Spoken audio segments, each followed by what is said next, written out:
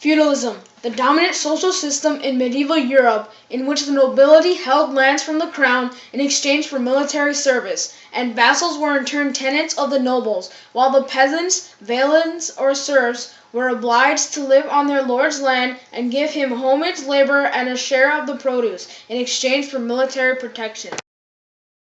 The king was in complete control under the feudal system. He owned all the land in the country and decided who he would lease land to. He therefore only allowed those men he could trust to lease land from him.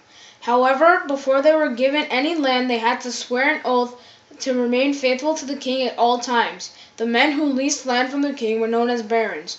They were wealthy, powerful, and had complete control of the land they leased from the king. Barons leased land from the king, which was known as a manor.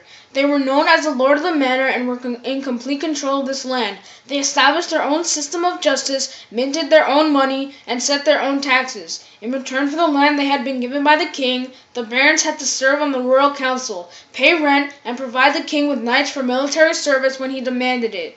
They also had to provide lodging and food for the king and his court when they traveled around the country.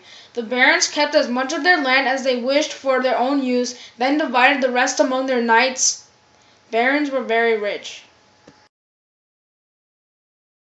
Knights were given land by a baron in return for military service when demanded by the king.